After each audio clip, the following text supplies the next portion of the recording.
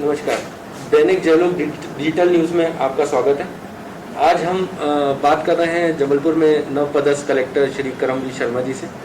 Corona काल पूरे देश में अब भयावह स्थिति में पहुंच रहा है, जबलपुर भी इससे प्रभावित है।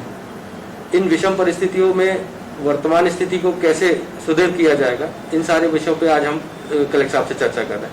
कलेक्टर साहब, दैनिक जयलोक डिजिटल न्यूज़ में आपका स्वागत है। बहुत बहुत धन्यवाद। कलेक्टर, आपने जब जबलपुर को ज्वाइन किया तो बहुत विषम परिस्थितियां थी, कोरोना काफी हद तक अपना फैलाव कर चुका था, तो उस समय आपके सामने प्रमुख चुनौतियां कौन सी थी?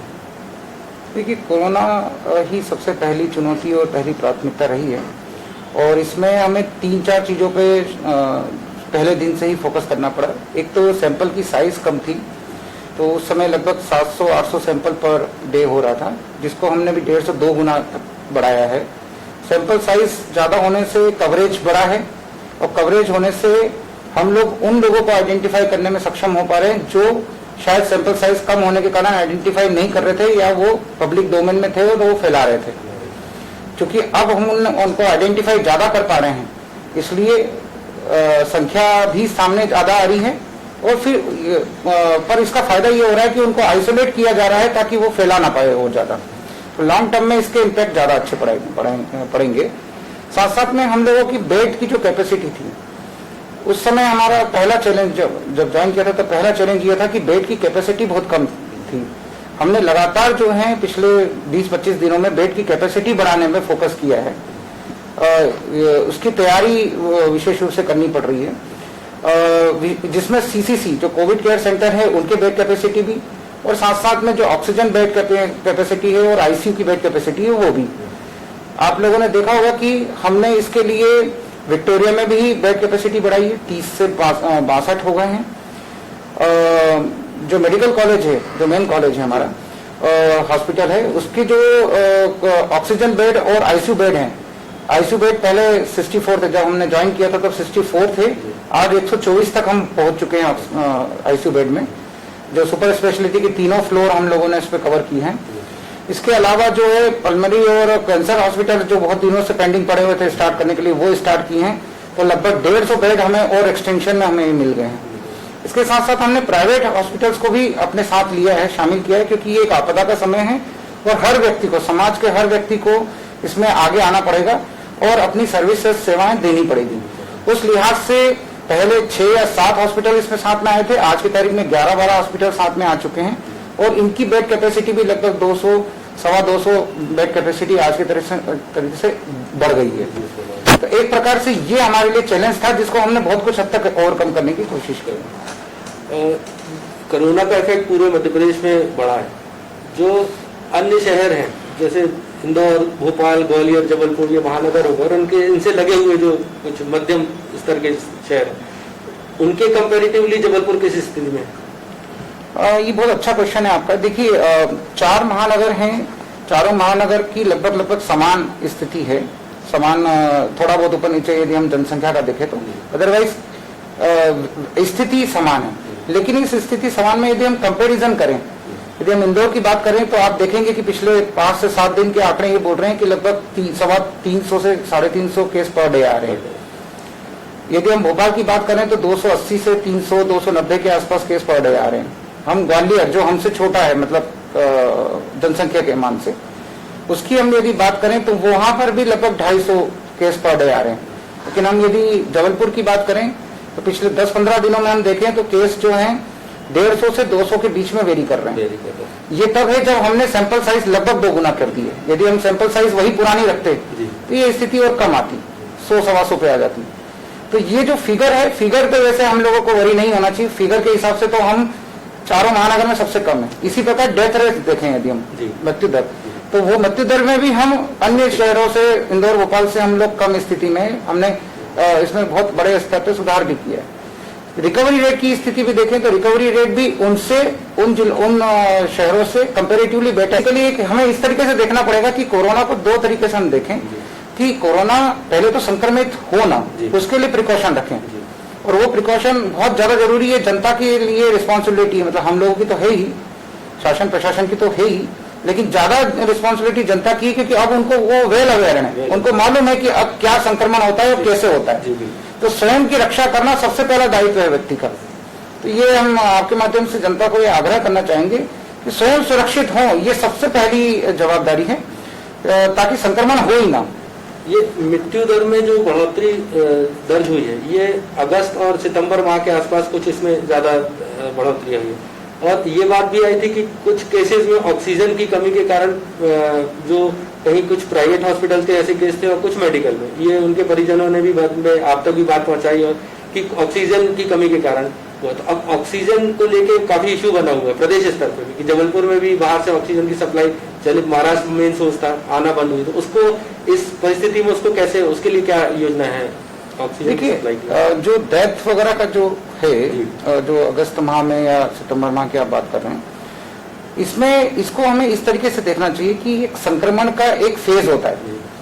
शुरुआती चरण में वो जो बाहर निकलते थे यंग जनरेशन में हुआ होगा, और फिर वो घर में गए तो उनके जो परिवार के जो बुजुर्ग लोग हैं वो उससे इफेक्टेड हुए, उन्होंने उतनी सतर्कता शायद नहीं रखी होगी, वो एसिम्टोमेटिक होंगे तो उन्होंने उसको ट्रांसफर किया, और फिर जो डेथ हुई है उसमें 99% केसेस में ये हुआ है कि वो ओवर एज हैं, मतलब 50+ हैं, या कोमॉर्बिडिटी उनके साथ में है। मतलब यदि उनको टीबी की बीमारी है या हार्ट के संबंधित इशू है या बीपी है या शुगर है या दमा अस्थमा है या कफ कोल्ड वाली इश्यूज पहले से रहे हैं, तो उन लोगों की मृत्यु जो है होने की संभावना ज्यादा होती है। तो हमें अब फोकस ये करना पड़ेगा कि जो कोमॉर्बिडिटी वाले लोग हैं उनको हम कम से कम घर से बाहर निकलने दें और उनको सुरक्षित रखें, तो ये चीजें ऑटोमेटिकली कम होगी। Point number 1। पॉइंट नंबर 2, जहां तक ऑक्सीजन की बात है, ऑक्सीजन का सप्लाई सिस्टम बना हुआ है, लेकिन बीच में जो 5-7 दिन का जो हम लोगों को इशू आया था, महाराष्ट्र वाले जो इशू आया था, उसके कारण थोड़ी दिक्कतें फेस जरूर हुई थी, लेकिन सप्लाई उसके कारण बाधित नहीं हुई, क्योंकि हमने पैरेलल सिस्टम भिलाई से बना लिया था। भिलाई से हमारे पास में जो है सेल से ऑक्सीजन सप्लाई सिस्टम बन रहा है, साथ साथ में हमने भोपाल से भी टाइप किया था, वहां से भी बन रहा है। तो निजी अस्पताल हो या सरकारी अस्पताल हो, अस्पतालों के लिए ऑक्सीजन की कोई कमी नहीं है, लगातार हम लोग सप्लाई कर रहे हैं। इंडस्ट्री को वो सप्लाई ना करें, क्योंकि पहली प्राथमिकता हमारी हेल्थ सर्विसेज है। शर्मा सर, ये महामारी का दौर कोरोना ले चुका है, अब आपके पास साधन संसाधन मैन पावर की जो एक ऑलरेडी चुनौती है, इसमें आप कैसे स्थितियों को मैनेज कर रहे हैं? देखिए, ये हमारे लिए बहुत बड़ा चैलेंज का विषय है, क्योंकि हमारे पास जो हमारे अधिकारी और कर्मचारी हैं वो लिमिटेड हैं, और वो पिछले मार्च से, मतलब मार्च के महीने से लगातार पूरे समर्पण भाव से काम कर रहे हैं, और उन्होंने एक बहुत बड़ा अंतराल जो है इस फेज को क्लियर किया है, चाहे लॉकडाउन का हो, चाहे उसके बाद की व्यवस्था हो, चाहे ये वाला फेज हो, पूरे तल्लीनता से और पूरे समर्पण भाव से और सेवा भाव से कर रहे हैं। बीच बीच में इसके कारण उनको इन्फेक्शन भी हो रहा है, वो इन्फेक्टेड हो रहे हैं, तो फिर हम उनको वो आइसोलेट कर रहे हैं या हॉस्पिटलाइज कर रहे हैं, तो उसके कारण भी हमें हमारा हैंड्स की कभी कभी कमी रहती है, संसाधनों की कमी रहती है। लेकिन कम संसाधनों पर भी ज्यादा से ज्यादा रिजल्ट देने के लिए हम कटिबद्ध हैं, और हमारा पूरा संसाधन इसी काम पे लगा हुआ है कि हम जो हमारे पास संसाधन उपलब्ध है हम उसको और बेहतर तरीके से यूटिलाइजेशन करके जबलपुर की जनता को हम कैसे सुरक्षित रख पाए, कैसे अवेयर कर पाए। शर्मा सर, ये शासकीय अस्पताल, निजी अस्पताल वर्तमान स्थिति में लगभग फुल पे चल रहे हैं, ऐसे में जो गरीब तबके का व्यक्ति है जो संक्रमित होने पे सीधे मेडिकल या विक्टोरिया जाता है, और अगर मेडिकल में आज की स्थिति में स्थिति नहीं है उसको इलाज दे पाने की या बेड खाली नहीं, तो उनके लिए क्या अपना एक्शन प्लान रहेगा? देखिए, जैसे मैंने अभी पहले भी कहा कि हम लगातार बेड, क्योंकि जब मैंने ज्वाइन किया था 23 तारीख को, तब उस समय तत्काल 3-4 दिन में हमें फेस हुआ कि बेड की एक अचानक क्राइसिस है। ऑल्दो ये प्री प्लानिंग का एक हिस्सा था, लेकिन हमने पिछले 20 दिनों में बेड कैपेसिटी जो है वो तेजी से बढ़ाई है। हमने जो रिसोर्सेस जो हमें मिल सकते थे, हमने तेजी से वो रिसोर्सेस पे वर्क किया है, और यही मेरा सबसे बड़ा चैलेंज भी था यहाँ आते से, क्योंकि मेरे लिए शहर नया है, और हमने अभी बताया भी कि हमने विक्टोरिया में बेड कैपेसिटी बढ़ाई है, जो हमारा मेडिकल कॉलेज है उसमें भी बेड कैपेसिटी बढ़ाई है, लगभग 150-200 बेड कैपेसिटी हम बढ़ा चुके हैं, और प्राइवेट वालों को जोड़ के भी बेड कैपेसिटी बढ़ाई है, और हमें आगे भी हम बेड कैपेसिटी बढ़ाने के लिए पूरा प्लान तैयार कर रखा है। हम और बढ़ाते जा रहे हैं, फेस वाइज जो है हम हमारे बेड बढ़ाते जा रहे हैं, तो इसकी दिक्कतें नहीं आएगी। सर, कोरोना का जो इलाज सरकार की तरफ से मुहैया कराया जा रहा है, उसमें पर व्यक्ति कितना अभी एक अनुमानित व्यय हो रहा होगा और उसके लिए शासन अब उसको कैसे और बेहतर करने की कुछ योजना पे काम कर रहा है? देखिए, कितना खर्च हो रहा है ये तो बताना मुश्किल है, लेकिन ये जरूर मैं बता रहा हूँ कि शासन की तरफ से जो भी व्यवस्थाएं की जा रही हैं, चाहे हम आइडेंटिफाई कर रहे हैं लोगों को, चाहे हम फीवर क्लिनिक बुला रहे हैं, चाहे हम टेस्टिंग कर रहे हैं, चाहे हम ट्रीटमेंट कर रहे हैं, वो सब निःशुल्क है। तो इसके कारण क्या है कि हम जो गरीब तबके के लोग हैं, अन्य लोगों को है, वो इस चीज के सीधे सीधा राहत मिल रही है। बीच में वैसे अभी कोरोना से कुछ लोगों की मौतें हुई, जिसमें कुछ परिवार वालों ने गंभीर आरोप लगाए। एक सुसाइड का केस हुआ जिसमें आपने जांच के आदेश भी दिए। उनमें अब क्या स्थिति है, मतलब आप क्या पा रहे हैं? कुछ जांच रिपोर्ट उसकी आई है अब तक कंप्लीट होकर? जी, बेसिकली क्या है कि सभी पक्षों को सुनना जरूरी है और इसके पीछे तथ्य क्या है ये जानना भी जरूरी है। इसलिए हमने वरिष्ठ अधिकारियों की, जिसमें कि सीनियर लेवल के जो हमारे एडमिनिस्ट्रेटिव ऑफिसर है, एडीएम रैंक के अधिकारी, और जो सीनियर डॉक्टर्स की भी टीम बनाई है, वो अपने स्तर पर जांच कर रहे हैं। वो जांच आते से ही, जो रिपोर्ट आते से फिर हम लोग उसको पब्लिक करेंगे। कोरोना के बेकाबू रूप से एक तरीके से फैल रहा है, जिला प्रशासन पर पूरा दामोदर है अपने अपने जिले में उसको व्यवस्थित करने का।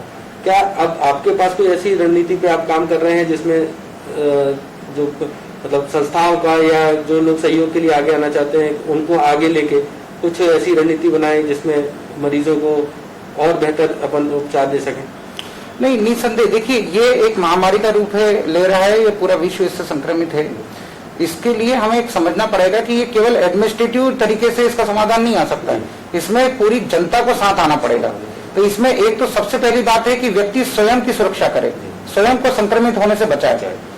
दूसरा, दूसरों को प्रेरित करे। इसलिए हम लोग अब रेड क्रॉस सोसाइटी है, जो एनजीओ हैं, इनको साथ लेने की कोशिश कर रहे हैं। रेड क्रॉस सोसाइटी की अभी हमने मीटिंग भी रखी है, जो उनके सीनियर हमारे एग्जीक्यूटिव्स हैं। साथ साथ में हम एनजीओ को भी बुला रहे हैं, आमंत्रित कर रहे हैं। हम आगे इसी वीक में हम लोग प्लान कर रहे हैं, दो दिन बाद हमारी मीटिंग भी है उनसे, कि वो एनजीओ जो है फिर एक्टिव हों और वो अपने अपने क्षेत्रों में अवेयरनेस फैलाए, जनता के बीच में जाए। रोको टोको अभियान भी चल रहा है, एडमिनिस्ट्रेटिव एक्शंस भी हम लोग ले रहे हैं।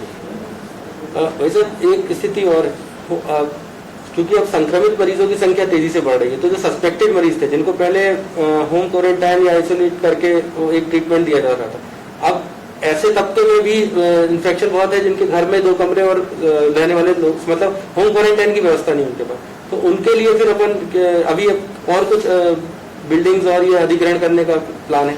देखिए, हमने 2 व्यवस्थाएं पैरेलली कर रखी है। एक तो जो व्यक्ति संक्रमित हो चुका है या पॉजिटिव आ चुका है, उनको हमने होम आइसोलेशन के लिए भी व्यवस्था की है। यदि उनकी उम्र कम है और एसिम्टोमेटिक है, मतलब सिम्टम्स नहीं नजर आ रहे हैं, बहुत माइल्ड है, और साथ में उनको कोमॉर्बिडिटीज वाली कोई जो मैंने अभी बीमारी बताई है वो नहीं है, तो हम, और उनके पास जगह है, यदि रूम और अटैच टॉयलेट है, तो वो डॉक्टर के परामर्श से होम आइसोलेशन में जा सकते हैं। हम इसको प्रमोट भी कर रहे हैं। इसके 2-3 लाभ हैं। उनको एक मनोवैज्ञानिक संबल भी मिलता है और अनावश्यक रूप से उनको हॉस्पिटल में आना, भर्ती होना और वो वाली चीजें से भी छुटकारा मिलता है। लेकिन इनकी मॉनिटरिंग भी जरूरी है। इसलिए हम मॉनिटरिंग सिस्टम जो है, कमांड एंड कंट्रोल सिस्टम है हमारा, corona command and control system, वहां पे हमने 10 डॉक्टरों की ड्यूटी लगाई है, जो वीडियो कॉल करके डेली इनसे बात करते हैं। मैं आज अभी जस्ट वहीं से ही आ रहा हूँ, मैंने भी 2-3 लोगों से बात की, एकदम स्वस्थ हैं वो लोग, और बात करके उनसे ये आइडेंटिफाई करने की कोशिश करते हैं कि कोई इनको सिम्टम्स तो नहीं आ रहे, कोई इश्यू तो नहीं है, या इनको इंस्टीट्यूशन में कहीं भर्ती कराने की आवश्यकता तो नहीं है। उनके SpO2 भी चेक किए जाते हैं। तो ये प्रक्रिया से एक प्रकार से हम लोग कंट्रोलिंग सिस्टम, कमांड कंट्रोलिंग से कर रहे हैं। जिनको कोमॉर्बिडिटीज है या जिनकी उम्र ज्यादा है उनको, लेकिन एसिम्टोमेटिक है, उनको हम CCC कोविड केयर सेंटर में रखते हैं, और जो बहुत सीवियर होते हैं उनको हॉस्पिटल में शिफ्ट करवाते हैं। इसके कुछ राज्यों में वैसे ये देखने आया कि उन्होंने जो होम आइसोलेशन को प्रमोट करने के लिए मोबाइल मेडिकल टीम बना दी है, जो होम आइसोलेट पेशेंट को रेगुलर बेसिस पे उनका चेकअप भी करने के लिए जा रहे हैं। तो क्या ऐसी किसी योजना को हम जिले में ला सकते हैं? नहीं, ये मतलब चल भी रहा है। ये जैसे क्या है कि फील्ड लेवल पे जो हमारे RRT MMUs थे, उनको हम फील्ड में उनसे संपर्क भी करा रहे हैं, और साथ साथ में कंट्रोल रूम से हम उनको वर्चुअली उनसे बात भी कर रहे हैं। तो वर्चुअली बात करने में एक ये चीज आती है कि उसका फेस टू फेस देखना भी हो जाता है, क्योंकि face to face video calling हो रही है, तो उससे भी आइडिया लग जाता है कि इसकी क्या स्थिति है। साथ साथ में उससे बातचीत होती है, उससे आइडिया लगता है। फिर हम उसका एक बार जो ऑक्सीमीटर होता है, उससे हम उसका SpO2 भी चेक करवाते हैं उसी वीडियो में। वो वीडियो से भी पता चल जाता है कि 94 है या 94 से ज्यादा है कि नहीं है। ऐसी स्थिति में हम डे टू डे की मॉनिटरिंग कर पा रहे हैं, डेली बेसिस पे। और जब शुरुआत में हम उसको होम आइसोलेट करते हैं तब हमारी जो टीम, जो फिजिकल टीम है, वो उसको वहां पर चेक करके ही होम आइसोलेट कराती है। तो फिजिकल वाला भी और वर्चुअल वाली दोनों एक साथ चल रहा है। भाई साहब, ये एक अब चूंकि मौसमी मार का समय आ गया, डेंगू, मलेरिया, चिकनगुनिया भी अपना इफेक्ट दिखाने लगा, तो इससे भी बचाव के लिए क्या अपन एक इलाज की कुछ अलग एक रणनीति रहेगी? सर्वे होता है डेंगू मलेरिया के लिए, तो उसके लिए इन जटिल परिस्थितियों में कैसे अपन उसको मैनेज करेंगे?